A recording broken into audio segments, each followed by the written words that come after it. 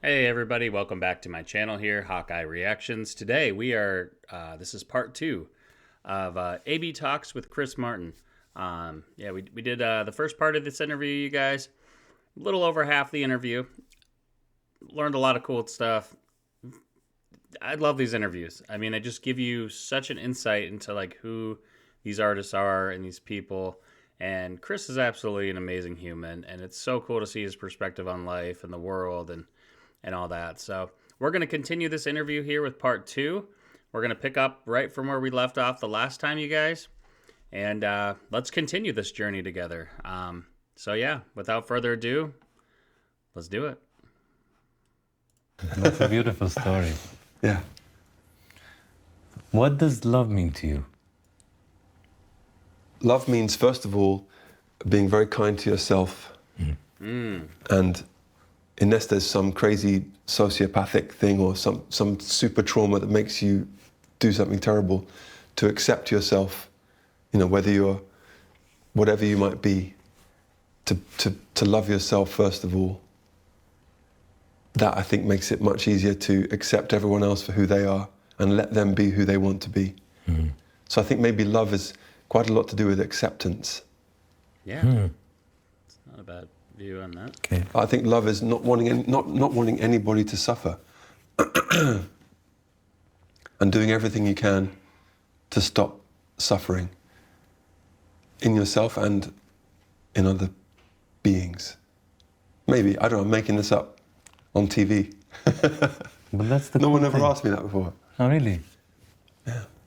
Because it's like one of the most beautiful mysteries of this world, What is love? Is it selflessness versus selfishness? Is it they paint the most popular form of it is the romantic form, but is it the only form? And when you truly love someone, are you lusting? And the moment you break up, you're not asking about them. So was that ever love? Ram Dass, who was this teacher in America who studied in India, he said, when you fall in love with somebody, it's called falling in love. And when you meet that person, then everything you see, the trees are so beautiful, the birds, the sound of the Dubai docks or whatever, everything. He said, what if you could exist in that state all the time and you didn't need somebody else to put you there? So I think when I say love is acceptance, it's also just seeing the beauty and the magic in everything. And when you see the beauty and the magic, you don't want to hurt anything or anybody. And I think that also must apply to yourself. So it's selfless and selfish, because I would argue that most people that hurt people are not feeling good about themselves. I believe so. I believe that. Okay, these are more... Hopefully, I don't know, more fun. I don't know. Let's see. What is the most emoji you use? The most emoji, the emoji I use the most? Heart. Which color? Depends on the person. Okay, nice. But only one person gets like the deep red heart. Yeah. Yeah. There are two reds, by the way. I don't know if you know this. Yeah, there's shiny red and not shiny. Yeah, I like the one that is a bit more rich. Yeah. Yeah, it's a pretty cool one. Well, who was your favorite cartoon character? My favorite...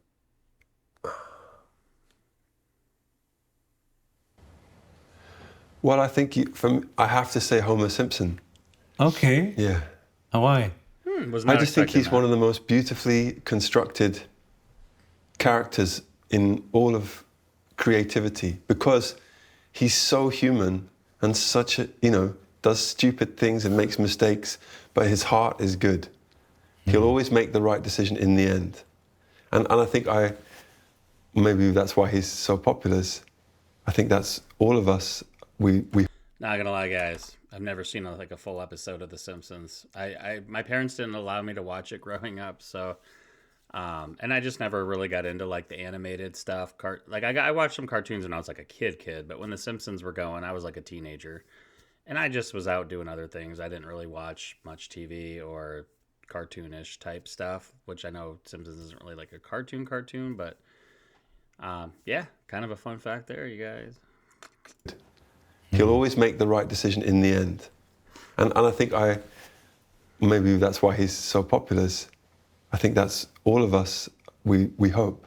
And he's angry, and he's just, like you say, he's full of all the emotions, but ultimately he will always do the right thing. I've never got that answer. Describe a fun date that only cost $20. A fun date that only costs to go walking through a forest and then swim in the ocean. I like. What is the fear Can't or say very insecurity much. you've struggled with throughout your life? I have a pretty much constant feeling of failure. I feel like I've been given a lot and I don't feel I've delivered enough. That's pretty much all day, every day. So that keeps you Yeah, producing and being driven? Has it reduced with time? No. Ah, really? If you go way back, it's the same? I mean, it's hard to explain because I love what we do and I love our band so much. But maybe you're right. Maybe it keeps me. Well, maybe we'll get better now. But yeah, it's a sort of.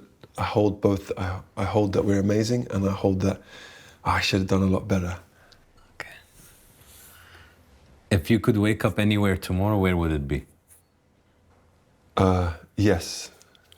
Just planet Earth? Yeah, that's fine. Okay.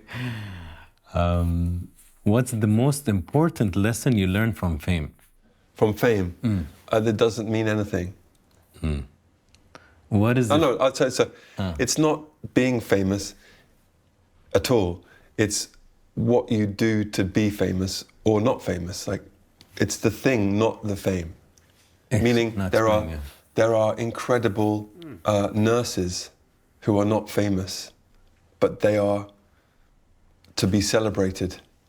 If you take the word celebrity, meaning someone you should celebrate, you can find those people everywhere. So if you're famous for doing something amazing, great. If you're famous for doing something not so amazing, not great. What is the weirdest dream you've ever had? Well, I wake up a lot, so I have a lot of dreams every day, so there's too many. Too many weird ones? I mean, they're all extraordinary. I'll give you, yesterday I was water skiing, kind of water skiing, behind a submarine being driven by an actor called Stephen Graham, who is in that show Adolescence, which is amazing. And for some reason, in the control room of his thing, he had all these board games. And then we landed. That's just a fraction of one dream. I don't know where that comes from. It's pretty cool. It was not even water skiing. It was like, what's the thing where you have a parachute behind a boat? Yeah, I know what you mean. I was holding onto a bar and the submarine or whatever. I don't know what that means. My favorite dreams are song dreams where in the dream is a song, normally being sung by somebody else. And in the dream, I'm like, oh, that's such a good song. And then I wake up and I realize, oh, that's a new song. Okay. That happened the other day on a song. That's interesting. Called A Good Day. And in the dream, I was like, oh, that song is so good. And it was being played by an artist called Tom Waits. Hey guys, let me know down in the comments what's your weirdest dream. It's fine if it's inappropriate, but maybe don't get too detailed, I guess. But let me know. Let me know if any of you had any weird dreams. I think we've all had like some weird dream. Like woke up and we're like, what the did I just dream about?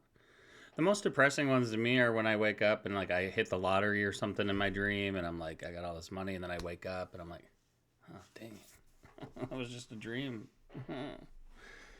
Dreams are weird. Dreams are weird, you guys. Let's just admit that right now. And it was being played by an artist called Tom Waits. And I woke up and I was like, oh wait, that's...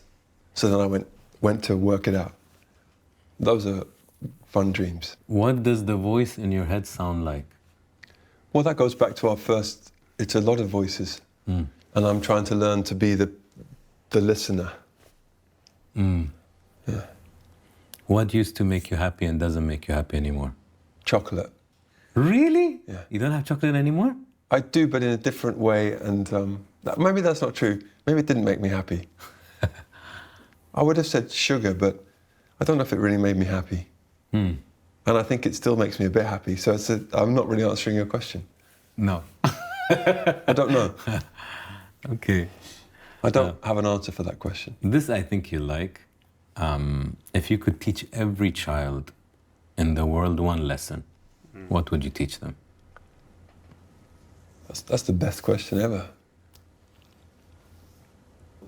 Sorry, there is no situation that love will not improve. I know what you mean. None. So there's no situation where love will not enhance the situation. Exactly. That love is always the best option if you can get there. Sometimes, like you said, you're in your fight or flight, you're like, fuck you, I fucking hate you. Ego. But ultimately, even if someone is really attacking you and you say, I hear you, God, I'm sorry, I love you. You know, what can they do? Yeah. True. Who doesn't want to hear I love you? Maybe that's a very I love all simplified of way, but you. there's no situation that I would not recommend love being the best approach. I would say this, and I've done a lot of interviews, it's in my top 3 best answers to this question. What are the other 2 answers? One I remember, and one I'm just keeping for contingency. Okay. One that I remember is he said emotional regulation. Okay. And I thought that was really good. Like Yep. if we can teach children, because a lot of mistakes happen because of a tantrum or really angry or really happy. So I'm like, man, if we can teach kids just to like take a moment, go for a walk, breathe, I think a lot of bad decisions would be avoided. A slap or a hit or a fight or... It's really the same answer. It falls in the same bucket. Yeah. And this, yeah, you know, and your answer is very unique, just like you. I would also say in the age of texting that a smaller version of what I'm telling you is never respond to an angry text immediately. That's good. You That's have a to really good let one. it, you have to have your anger, Texting is like release one of the worst that, and forms then of respond. communication. It's the same thing. It's all emotional regulation. Because we all get texts like, what? and you never feel good. It's so hard to fight kindness. It's so hard to fight kindness. It's really It's hard to fight kindness, yeah. Yeah, it's so hard. It's easy to fight a fight. Like if Yeah. I say something bad about you and you say something, oh, it's so easy. You're making it easy. We're just going, volcano.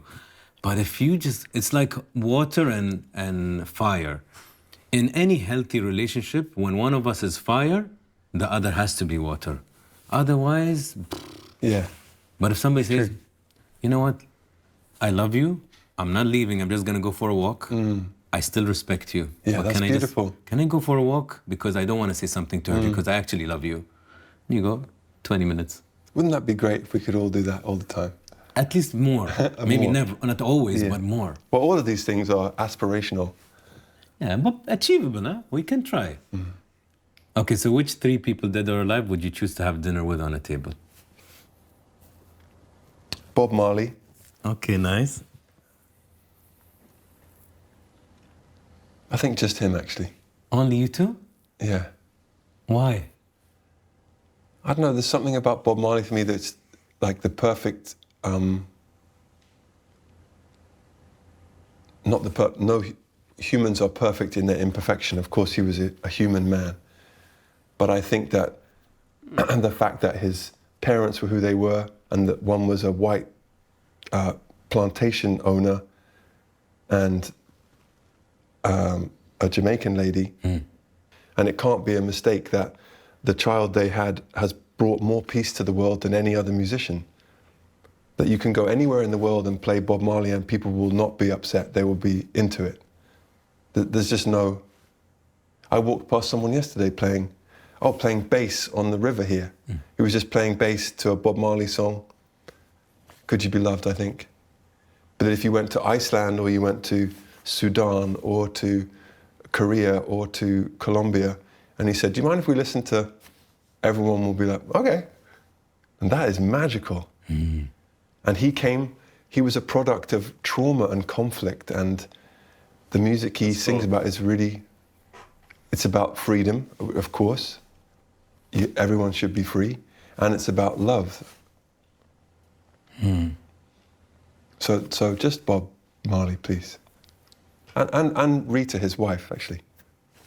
I have a fun story. Just 3 weeks ago, I was walking in Stockholm for the first time. I was there for an event. And we're walking, and all the coffee shops close around, I think, 4 p.m. They don't stay longer, not like the Arab world, where they drink coffee like at 11 p.m. Yeah. Anyways, we see a cafe called Marley Cafe. Right. I'm like, okay. So I go in, and the guy goes, bro, we're gonna be closing.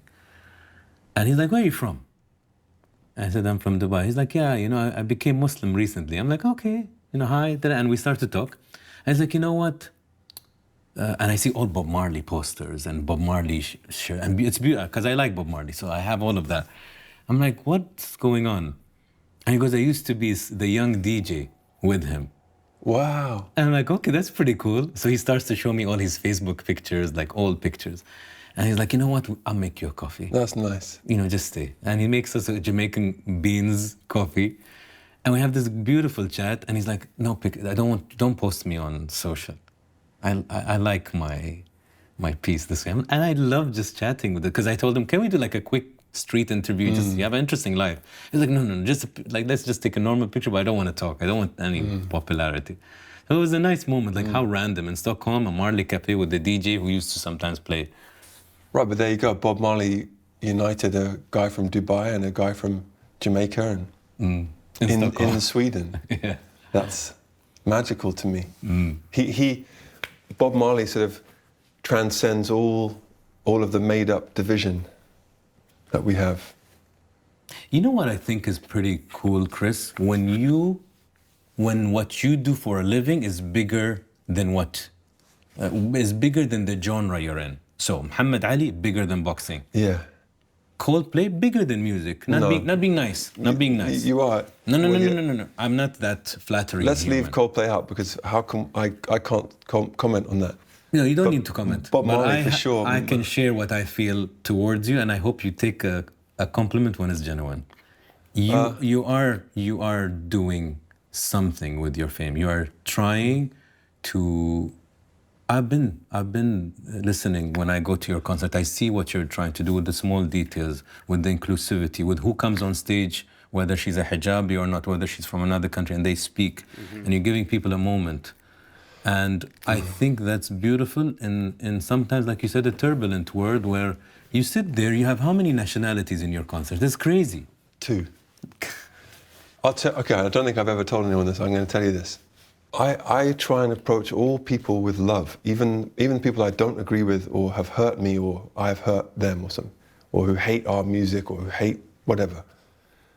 I'm trying to live what I'm telling you, which is love is the best, but it's hard work and I make mistakes. No, it's beautiful what you said, but it came under the topic of what I said, that it's great when you are bigger than your genre. When your mission is bigger, like if Muhammad Ali was bigger than boxing, Diego Maradona was bigger than football. This is important, because then even the person who doesn't care about the sport listens to you. You're influencing something. Well, Bob Marley was an example you brought. Let's do one question random. Can you mix this for me? I'll choose one, and then you get to answer it. Once it's mixed. You mixed? No, I didn't mix them at all. But what is mixing doesn't make any difference. I've never seen these before. I know. You want me to then you choose one, and I'll ask it. Okay. Which one do you want me to choose? You choose one. Okay, I'll choose one. Okay, now don't show it to me. Oh, this is good. I think the question is... Right, not... So this is the way to answer. I'll get this. So once I ask, you throw that, and that's how we answer. Okay. If you had the chance to be reborn, would you choose your life again? Throw. Story. Story? Yeah. What do you mean? Like answer in the form of a story. Answer in the form of a story? Yeah. If you had the chance to be reborn, would you choose your life again? And would I know that I'd already lived it once? Now you're making asking the question more complex. I don't know. That's an extra question. Well, so no. Okay, knowing what you've been through and in this life, would you choose it again or you choose another life? I don't like this question. It's a tricky one. Yeah, so let's do another one. Okay, let's do another one. Okay. Now you choose. Okay. Because you didn't like my hand. What is it? What's the one thing you wish you could have done differently? Okay. Be open. Be open. Oh, that's no problem. All right. Yeah. There have been times in my life where I've hurt people without meaning to, or without even realizing.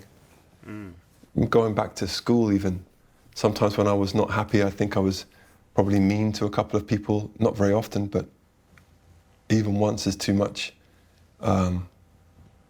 That there are certain things that I've said that basically any time I've been mean about somebody, I would do that differently. Definitely any time I've been mean to somebody, even if I was really angry with somebody, I would now do that differently. And like we said earlier about the taking a minute to calm down.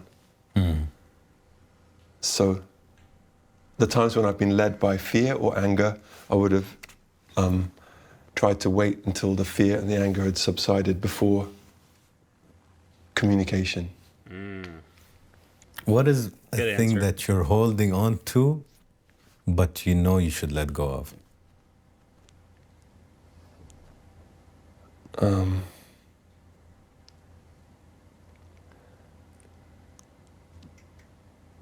I don't know, maybe just being a famous musician, I don't know. I'm trying to let go of everything. Really? Yeah, but I still do love my job. I love it. And maybe that's not good.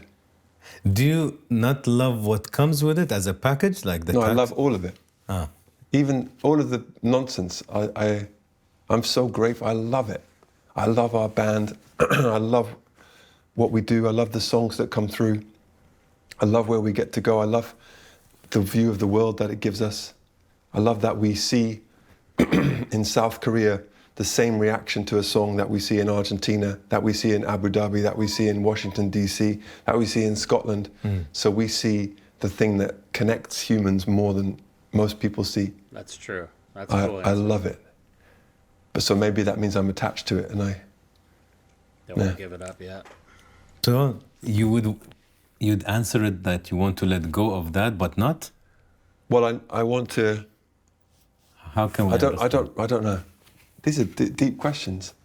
That's the point of this. I think I need to let go of feeling like I need that and just be able to appreciate when it's there. Okay.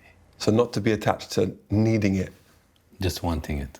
not wanting it, just being grateful my for point is there's a difference between need and want. it. Do you think so? Yeah. So, Okay. What is the difference? So the need is you don't feel complete without it. I need this. I need him to make me happy. I need to be not be alone. Right, so I'd like to just want it. Yeah. Want is like, I don't need it, but Yeah. I would like it. I'm getting there. So I'm about here, Okay. nearly there. Okay. Who is someone you've lost and every time you remember them, your heart aches?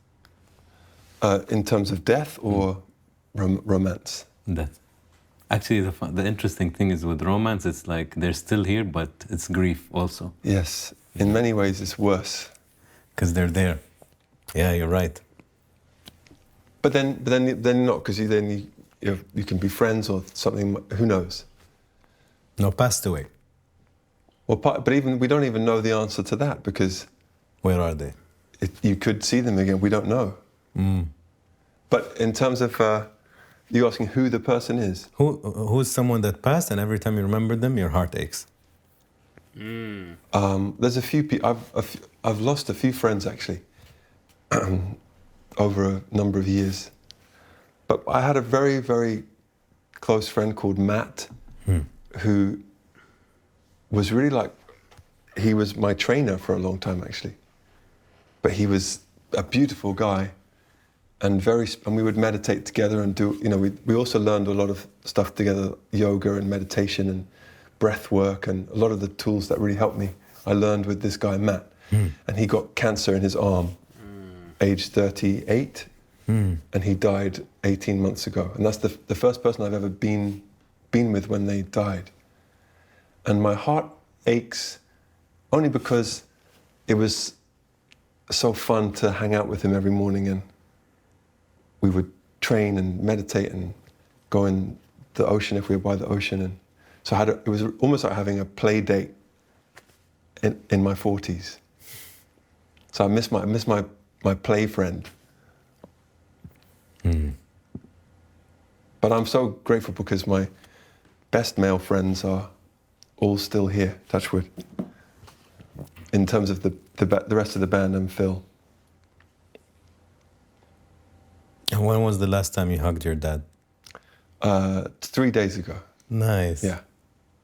I'll add 2 questions and finish. If I take your heart and I place it out with all the life that you've lived in, the good, the bad, the beauty, the love, what would Chris's heart tell Chris? Stay open. Okay, nice. Yeah, it's okay to be hurt sometimes. It's worth it. Staying open, like an open palm. Sometimes people take, but most times people give. And I think my heart would say, I'm happy that we've stayed open and we'll continue to. Like and that answer. the odd hurt is okay. And my last question. Chris, in one word. Chris, in one word? I don't know. It's a tricky one. Yeah. I'll tell you next time. No. No. Well, what's one word for you? No, I can't answer for you. I'll make it one easy. word for you. I never answer my questions. If me and you are sitting here or in the street and we see Chris walk and I tell you, you know that guy. Do you know the film Mary Poppins? Yeah. Okay, so the one word for me is supercalifragilisticexpialidocious. I'll give you that because it suits your character. All right, my brother. Shukran. Awesome. Thank you. I enjoyed it. Okay, next time I'll interview you for 6 hours. I don't know, but I don't know if you want to find me interesting or not. Very. Most times the interview is more interesting than the person.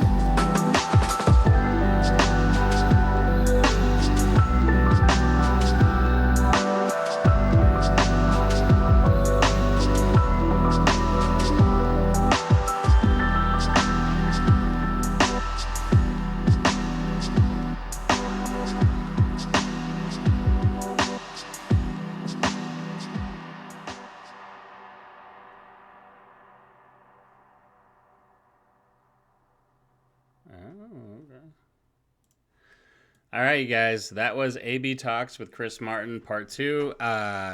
Interesting stuff there. He's a character. And I understand that some of those questions would be hard to answer. I wouldn't have been able to answer some of them myself. Some of them just would take too much time to kind of think, and I respect that for not just giving like a generic answer. Like, that's how genuine Chris Martin is. He doesn't just throw out fake answers. It's kind of like my reaction channel here, guys. It's not, all this is like what you see is what you get. There's no fakeness on my channel with my reactions. I'm a very honest reactor, and I pride myself in that because there's no reason to fake any of that. So anyways, guys, if you enjoyed this at all, you know what to do. Smash those buttons for me. Helps me out tremendously. Check out my Patreon. Links in the description of this video. Absolutely free to join. And yeah, I'll just see you guys on the next interview, Coldplay reaction, or whatever. Write something in the comment you want me to watch. I'll check it out. All right, guys. I hope you have a great rest of your day. Love you. Bye.